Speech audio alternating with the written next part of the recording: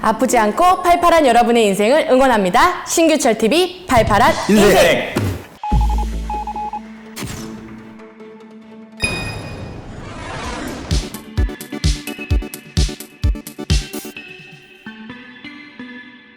자, 신규철 TV 시청자 여러분, 안녕하세요. 안녕하세요.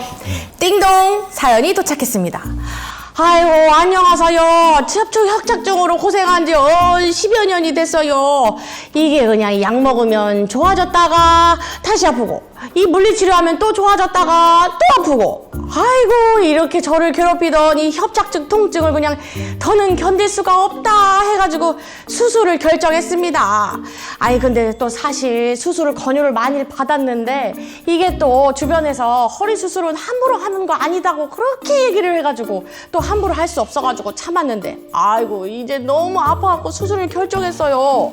근데 의사 선생님 얘기를 들어보니까 그냥 요즘에는 등 쪽, 허리 쪽으로 들어가서 수술을 하는 것이 아니라 이게 뭐 배 옆쪽, 이 옆구리 쪽에서 이렇게 수술을 한다고 하더라고요. 아이고, 근데 내가 또 이런 거는 또 처음 들어봐가지고 이런 수술이 있는지도 궁금하고 이런 게 또 효과는 좋을까요? 라고 하셨어요. 맞아요. 예. 저도 처음 들었는데 이 척추 수술을 하는데 맞아요. 등이 아니라 배 옆구리 쪽에서 뭐 수술을 해요? 이런 맞아요. 수술이 있어요? 아마 처음 들어보셨을 거예요. 네, 맞아요. 근데 오늘 바로 이제 주제는 바로 이 수술입니다. 바로 이 수술의 이름이 좀 어려워요. 사측방 경유 유압술인데 사실은 기존 수술보다는 이제 여러 가지 장점이 많이 있기 때문에 최근에 좀 많이 시행하는 수술이거든요. 그래서 우리 척추센터 선희석 원장님과 함께 좀 자세히 알아보도록 하겠습니다. 네. 네, 그 사측방 경유 척추체 유압술이라는 거는 아마 생소하실 겁니다. 환자분한테 설명을 드리면 되게 어색해하시고 어떤 건지 많이 물어보시는데요. 이 시간 들어서 좀 자세하게 정보를 알려드리도록 하겠습니다. 자, 그럼 구독과 좋아요 꾹꾹꾹 누르고 한번 시작하겠습니다. 그리고 우리 신기철 TV 시청자 여러분을 위한 특별한 혜택이 있죠. 네. 요즘 살도 찌고 운동도 너무 하고 싶은데 어디서 어떻게 해야 될지 모르겠다 하시는 분들 많이 계시잖아요. 그래서 준비했습니다.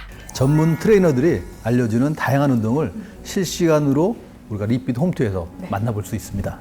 유산소 운동, 요가, 댄스, 스트레칭, 그리고 또 통증 완화 운동까지 이 모든 걸 무료로 배울 수 있다고요? 지금 문자로 바로 신청하세요.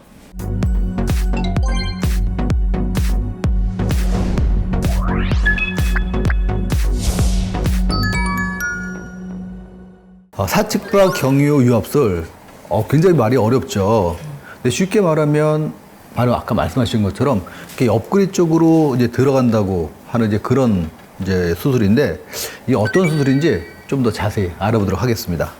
네, 그 사측방 경유 유압술이라는 거는 저희 옆구리 쪽으로 들어가게 됩니다. 절개선요. 보통 저희가 생각하면 뭐 허리 등 쪽으로 절개를 해서 들어간다고 알고 있는데, 이 수술은 다르게 옆구리 쪽으로 한 4cm 정도 절개를 보통 들어가서 저희가 이제 그 배 쪽으로 얇은 근육이 3겹이 있는데 그 3겹을 조심스럽게 방에 들어가서 그 복강 뒤에 그 공간으로 저희가 확보를 해서요.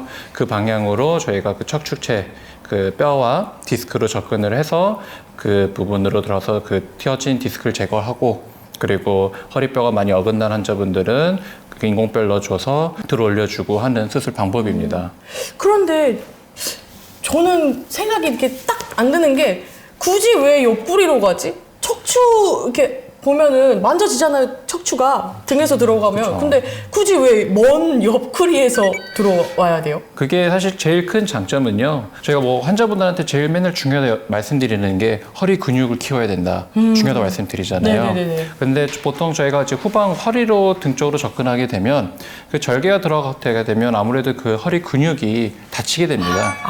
저희가 다치게 되고, 또 그 근육뿐만 아니라 사실 척추는 이 강력한 인대 조직들도 있는데 그런 인대 조직들도 다치게 되면서 약간 조금 그 지지대가 좀 더 약해질 수 있는 약간 좀 어불성설 같은 역설 같은 개념으로 나타날 수가 있습니다. 그래서 그런 것들을 단점을 좀 최소화하기 위해서 옆구리 쪽으로 들어가게 되면 저희 그 허리 쪽에 있는 근육이나 인대는 전혀 손상시키지도 않고요. 그렇겠네요. 보통 뒤로 접근하게 될 때 저희가 시야를 확보하기 위해서 그 그 뼈 부분도 저희가 좀 관절을 좀 제거하고 그 신경을 견인을 해서 수술을 진행하게 되는데 이 사측방 척추체 유압술 같은 경우는 그런 것들 뼈를 전혀 잘라내지 않고요. 단순하게 터진 디스크 부분만 제거하게 되고 그 수술이 진행되게 됩니다. 그래서 그런 가장 큰 장점이 있게 되고요. 또 두 번째는 저희가 뒤로 접근했을 때는 그 여러 신경 줄기들이 나와요. 그래서 그런 신경 줄기들을 저희가 당겨서 시야를 확보해줘서 그 사이로 수술이 진행하게 되는데 이 부분은 특별히 저희가 신경을 견인하고 당기거나 수술하는 게 아니라 더 안전한 경로로 들어가기 때문에 그런 신경이 다칠 수 있는 가능성이 좀 떨어지게 되고 또 큰 장점 중에 하나가 말씀드린 것처럼 이 신경을 당겨서 하다 보면 그 시야가 되게 좀 좁습니다. 그래서 저희가 이제 인공뼈를 넣게 되면 그 인공뼈의 모양이나 크기가 되게 중요한데요. 근데 옆으로 들어갈 때는 그 인공뼈 높이도 되게 큰 걸 쓸 수도 있고 그 유압시킬 수 있는 면적도 크고요. 또 저희가 이제 각도도 좀 우리가 허리가 그 굴곡이라고 말씀드리잖아요. 그 굴곡에 좀 더 맞는 그런 이쁜 인공뼈를 넣을 수가 있습니다. 그런 여러 가지 장점이 있습니다. 그럼 저 질문이 있는데 이 4cm 이렇게 흉터가 진다 그랬잖아요. 네네. 그럼 여기 후방, 여기 척추 등 쪽으로 하면 더 크게. 그러니까 사실 이게 수술 방법에서 여러 가지가 있는데 전통적으로 이제 후반에서 접근했던 방법은 사실 좀 더 훨씬 더 많이 째게 되고요. 또 그걸 또 보완하기 위해서 그 뒤로도 이제 추간공 부분으로 들어가게는 최소 침수적인 그런 절개를 넣어서 뒤로 하는 방법도 있습니다. 그것도 최소한으로 이제 근육을 손상을 최소하게 위해서 하는 방법인데 그것도 절개선은 비슷하게 4cm 정도 들어가긴 합니다. 미용에도 또 신경을 써야 하니까. 근데 이 수술이라는 게 뭐 굉장히 종류가 많이 있잖아요. 지금은 우리가 이제 사측방 이제 유압술을 말씀드렸는데 기존에는 보통 우리가 이제 후방 감압술 또는 후방 유압술, 그러니까 아까 말씀하셨던 뒤에서 하는 수술을 많이 했었거든요. 네.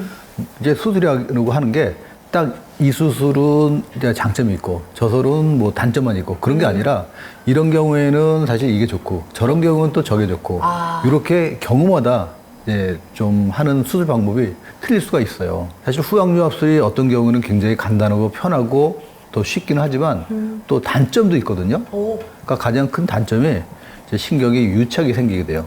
근데 이제 유착이 생기게 되면 우리가 첫 번째 수술은 쉽지만 두 번째, 세 번째 수술할 때는 그 유착 때문에 수술이 좀 어려울 수가 있거든요. 그래서 사실은 이런 그 사측방 유압술을 하는 경우는 그런 이제 신경의 유착을 좀 줄이기 위해서 이제 사용하는 그런 면도 있죠. 이 신경 유착이라는 거는 신경이 이렇게 들러붙는 그런 거죠. 저 이제 공부 그렇죠. 잘했죠. 예. 저 이제 좀 잘하는 것 같아요. 이 들러붙은. 근데 그런 게 영향을 좀 줘요, 수술에? 그렇죠. 이제 근육과 근육은 서로 이제 띄어 있어요. 근육면이. 그러니까 이쪽 근육과 서로 이제 붙어 있는 게 아니라 서로 이제 마찰되고 움직일 수가 있고 그렇게 면이 있는데 사람이 조직을 건드리게 되면 마치 풀로 이제 붙여놓은 것처럼 딱 붙어서 서로 조직과 조직이 움직이지 않게 돼요. 그러니까 신경도 사실은 원래 신경을 싸고 있는 그런 막하고 신경하고 서로 떨어져서 우리가 이제 구부리고 필 때마다 이제 이런 신경들도 서로 이제 움직여야 되는데 만약 수술해서 유착이 되면 그런 움직임이 없어지고 이제 그러면서 이제 생길 수 있는 후유증들이 좀 많이 있죠. 우리 그 서진 원장님이 기존 수술이랑 좀 어떤 차이가 있는지 그것도 좀 더 한번 알려주셨으면 좋겠어요. 궁금해요. 네. 그 어쨌든 유압술이라고 하면 이 어쨌든 그 접근 방법에 따라 저희가 뭐 뒤로 접근하면 이제 후방이라고 하고 또 약간 좀 바로 뒤가 아니라 살짝 그 뒤쪽에서 한 2, 3cm 떨어져서 접근을 하게 되면 저희가 이제 추간공 경유, 뭐 척추체 유압술 또 앞으로 접근하는 경우도 있습니다. 배 쪽으로 배꼽을 들어간 경우도 있는데요. 그건 이제 전방 경유라고 합니다. 각각의 장단점이 좀 있긴 한데요. 우선은 그 배꼽으로 들어갔을 때 장단점이라고 하시면 우선 배꼽으로 들어갔을 때는 아무래도 말씀처럼 위험적인 흉터가 좀 있습니다. 그래서 그 배 쪽보다는 이 사측방을 했을 때는 그런 흉터면도 약간 조금 더 잘 가려질 수가 있고 전방으로 경유했을 때 가장 큰 단점은 그 앞에 저희가 이제 동맥이나 혈관이나 정맥 여러 가지가 있는데요.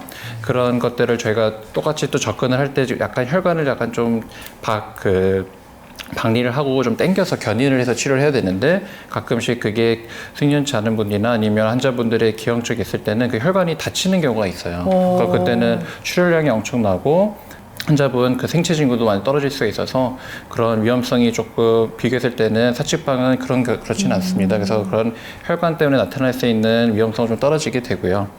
또 예전에는 원래 사측방이 아니라 측방경유 수술이 있었는데 사측방은 그러면 바로 옆구리 진짜 똑바로 들어가는 걸 제가 측방이라고 하고 이렇게 사측방은 되는 게 살짝 측방. 비스듬히 사측방은 이렇게 슥 이렇게. 네, 살짝 비스듬히 들어가는데요. 네, 사측방 같은 경우는 저희가 이제 옆쪽으로 이제 허리근이라고 부르는 근육이 있는데 거기 안쪽에 이제 그 요추 신경총이라는 신경 다발이 좀 지나가는데 들어갈 때 그게 좀 손상될 수 있는 가능성이 있어서 그거를 보완해서 나온 개념이 수술 방법을 생각하시면 될 것 같아요. 그래서 요새는 웬만하면 측방보다는 사측방 척추치 위협술을 또 많이 하게 되고 아까 말씀드린 후방은 제일 많이 시행을 하게 되는데요. 그 후방으로 접근했을 때 말씀드린 것처럼 이 허리 근육이나 조직 손상이 아무래도 조금 있을 수밖에 없는데요. 그거를 보완하는 최소치 인수적 후방 접근 방법도 있지만 그를 비교했을 때 아무래도 사측방이 훨씬 더 그런 게 그 손상도는 적고 또 아까 말씀드린 것처럼 그런 수술 후에 환자분이 느끼는 허리 통증도 엄청 차이가 큽니다. 수술 후에 느끼는 네, 그래서 통증이. 보통 저희가 보면 젊은 남자분이나 여성분들보다는 남성분들이 허리 근육이 보통 많기 때문에 수술 후 통증도 훨씬 더 많이 생각보다 더 많이 심하게 여기시거든요. 그래서 그런 것도 좀 많이 적기도 하시고 또 아까 제가 말씀드린 것처럼 그 후방에 비교해서 조금 더 허리 굴곡, 요새는 점점 유압술을 하게 되면 환자분의 허리 굴곡을 유지시켜주기 위해서 되게 많은 저희가 각도 계산하고 뭐 그런 것들이 있는데 그런 걸 계산했을 때 사측방이 훨씬 더 유리하다 생각하시면 될 것 같습니다. 굉장히 배를 따고서 들어간다고 생각하면 굉장히 겁이 나지만 소리 너무 무서워요. 배를 따고 들어갔대. 사람들이 그렇게 생각을 해요. 그런데 사실은 여기는 근육이 별로 없고 제 손가락만으로 이렇게 살짝 벌려가면서 들어가기 때문에 손상이 별로 없어요. 근육 손상도 없고 신경 손상이 없기 때문에 사실은 좀 굉장히 안전하고 또 근육 손상이 없기 때문에 회복이 빠르거든요. 굉장히 수술하긴 한데 아직까지는 의사분들도 그렇고 환자분들도 그렇고 좀 이제 선입관이 이제 배우라는 수술은 뭔가 무섭다, 겁난다 이제 그런 것 때문에 많이 못하는 경향이 있거든요. 근데 아마 이게 조금 더 시간이 지나고 많은 의사들이 이쪽에 경험이 있으면 아마 지금보다는 훨씬 더 이런 수술을 하는 빈도가 많이 늘어날 것 같아요. 앞으로 이렇게 되게 전망이 좋은 맞아요. 수술이에요. 예. 그러면요, 이 사측방 경유 유압술은 척추관 협착증 이런 아까 나왔던 협착 이렇게 붙어 있는 이런 분한테만 되는 거예요? 아니면 아니요, 다른 경우? 보통 척추체 유압술이라는 거는 저희가 이제 척추 전방 전이증이라고 부르는 병에 많이 진행이 되는 건데요. 그러니까 이게 척추뼈가 윗뼈가 아랫뼈에 비해서 살짝 앞으로 빠진 겁니다. 그래서 이렇게. 쉽게 생각하면 관절이 약해서 약간 좀 같이 튼튼하게 움직여야 되는데 약간 좀 흔들흔들하고 어긋났구나. 네, 어긋난 거죠. 네네네네. 그래서 그거를 이제 잡아주기 위해서는 그런 많이 진행이 되고 그리고 또 아까 말씀하신 재수술 유착이 심하다 말씀드렸잖아요. 네네. 이게 잼 부위로 또 다시 들어가는 게 사실 저희 좀 수술하는 사람들이 엄청난 스트레스입니다. 이게 신경인지 이게 그냥 보통 조직인지 알고 들어갔더니 알고 보니 이게 혹시나 신경일 수도 있는 가능성도 있고 해서 굉장히 조심스럽게 진행이 되는데 이 경우는 접근 방법이 다르다 보니까 그런 쪽으로 그런 것들에 대해 위험성은 없는 상태에서 수술을 진행할 수가 있어서 재수술에도 되게 괜찮은 방법입니다. 이게 들어보니까 사실 굉장히 장점이 많은 것 같잖아요. 근데 이렇게 좋은 수술인데 사실은 우리가 이제 모든 분들한테 다 이 수술을 하는 건 아니거든요. 아직까지는 이제 후방 유압술이나 이제 뭐 후방 강압술을 많이 하게 되는데 그렇게 좋은 장점인데도 불구하고 아직도 많이 사용하지 않는 이유. 이제 그 이유가 있을 것 같아요. 그러게요. 그게 사실 이 수술 방법이 들어온 지가 얼마 안 됐거든요. 그래요? 이게 시작된 지가 올해 5, 6년 될 것 같습니다. 그래서 아직은 이게 그 좋은 장점은 많은데 아무래도 보통 이제 수술이라는 게 사실 수술하는 선생님의 그 선호도와 숙련도가 굉장히 중요하거든요. 그쵸. 그렇기 때문에 숙련도에 맞춰서 우선 후방이 더 좋다고 생각하시는 분들은 후방을 많이 접근하게 돼서 약간 좀 그런 것도 영향이 좀 있지 않을까 싶기도 하고요. 또 사측방의 단점이라고 하면 저희가 비스듬히 들어가는 건데 그 들어가려면 저희가 아까 제가 전방을 경험했을 때는 혈관이 되게 위험성이 있다고 말씀드렸잖아요. 사측방의 경우도 그 혈관의 위험성이 있는 부위가 있습니다. 그래서 그런 경우에는 저희가 혹시나 위험성이 생기면 이런 혈관을 꼬맬 수 있는 선생님이 필요하시거든요. 그런 선생님들이 계셔야지 사실 안전하게 진행될 수가 있어서 이런 조금이라도 혈관 기형이 있거나 위험한 경우에는 이 수술을 진행할 수가 없는 경우들이 되게 많습니다. 그리고 극히 희박하지만 또 단점 말씀드리면 후반과 비교했을 때는 옆으로 접근하고 복강 쪽으로 들어간다 말씀드렸잖아요. 네. 뒤쪽으로. 그래서 그쪽에 저희 걱정하지 원래는 않지만 이게 그리고 소변이 지나가는 요관이 있죠. 그런 것도 혹시나 다칠 수 있는 가능성이 있어서 그런 것도 저희가 항상 주의해서 수술을 진행을 해야 합니다. 선생님들 되게 힘드시겠다. 여기저기 이쪽으로 가면 이런 문제가 있고 저쪽으로 가면 문제가 있고. 근데 이제 환자분들 이제 케이스에 맞춰서 해주시는 게 제일 그렇죠. 좋은 예. 방법이라. 이게 선입관도 좀 있어요. 그러니까 보통 우리가 사람들이 생각을 하면 의사들도 그렇고 안 하던 수술이니까 더 안 하게 되고 또 환자들 입장에서 보면은 우리가 배를 뚫고서 수술한다고 생각하면 왜 허리 디스크인데 왜 배를 뚫고 수술해? 이런 식으로 굉장히 거부감을 갖고서 접근하시는 분들도 많거든요. 그래서 사실은 이제 이 수술이라고 하는 게 딱 뭐가 다 최고의 수술이다라고 하는 게 아니라 이제 어떤 경우는 이 수술이 그분한테 맞고 또 어떤 분들은 이 수술이 맞고 이제 그런 걸 잘 맞춰서 적응점에 따라서 수술을 해야 되거든요. 근데 사실 그런 것들이 좀 의사들의 좀 그 주관이라든지 자기가 여태까지 배워온 이제 그런 경험이랑 관련이 있기 때문에 딱 뭐가 좋다라고 정답을 말하기는 좀 사실 어려운 면이 있죠. 되게 좋은 말씀이신 것 같아요. 자, 그럼 오늘도 구독과 좋아요 꾹꾹꾹 누르고 다음 시간에 뵙도록 하겠습니다. 감사합니다. 감사합니다. 허리 펴지는 소리 들어봤나요? 딱 봐도 척추.